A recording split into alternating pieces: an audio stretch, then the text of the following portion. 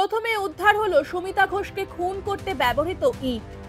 বুধবার মূল অভিযুক্ত ফাল্গুনী ঘোষের মধ্যমগ্রামের বীরেশপল্লীর বাড়িতে যান তদন্তকারীরা।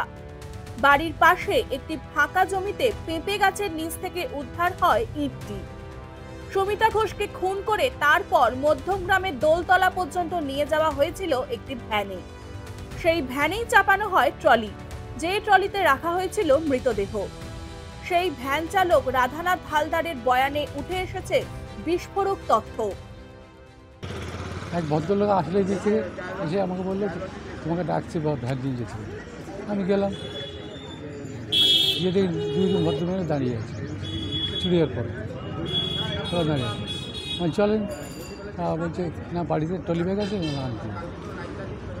তো ট্রলি ব্যাগটা বাইরে নিয়ে আসলে তুলতে পারছে না, দুজনে অনেক টাইম করবেন। তো কিছুর চাকা আছে, চাকা ধরে বাদ ভারী ছিল, একটা ভারী ছিল, একটু ভারী হবে গাড়ি। যে ভদ্রলোক আমাকে ডাকতে এসেছিল তাকে চেনেন? না, এলাকার লোক কি দেখেছেন? বলতে হবে, বলেছে বলেই চলে গেল।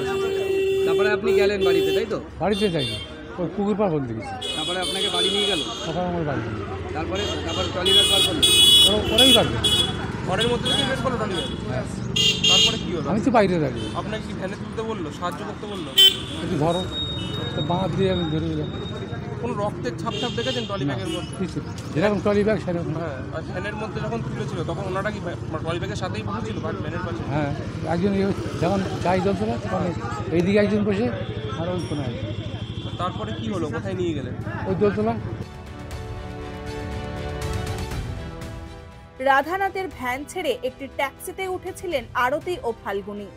কুমোরটুলি ঘাটে ওই ট্যাক্সি থেকে নেমে গঙ্গায় ট্রলি ফেলতে গিয়েই মঙ্গলবার ধরা পড়েন তারা।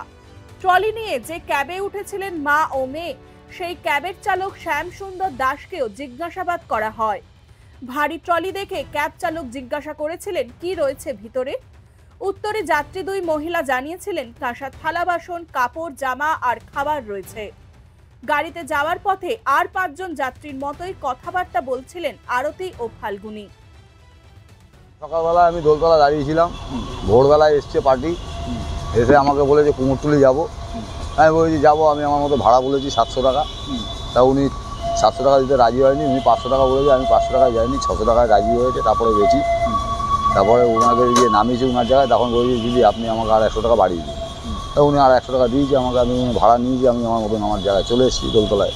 ট্রলিটা ভারী ছিল কিনা? ট্রলিটা ভারী ছিল অবশ্যই, কারণ ওনারা তুলতে ওনাদের অসুবিধা হচ্ছিল, আমি দেখেই বুঝতে পেরেছি। জিজ্ঞেস করেছিলেন? জিজ্ঞাসাও করেছি, আমাকে বলেছে ওর ভেতরে কাঁসার বাসন কোসন আছে, জামা কাপড় আছে, খাবার দাবার আছে, আর কিছুই নেই। গাড়িতে যেতে যেতে কোনো কথা বলছিল কিছু?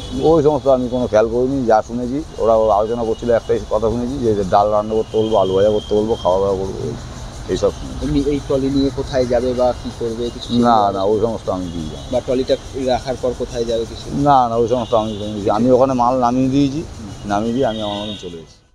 ডাউনলোড করুন এই সময় অ্যাপ iOS ও অ্যান্ড্রয়েডের জন্য।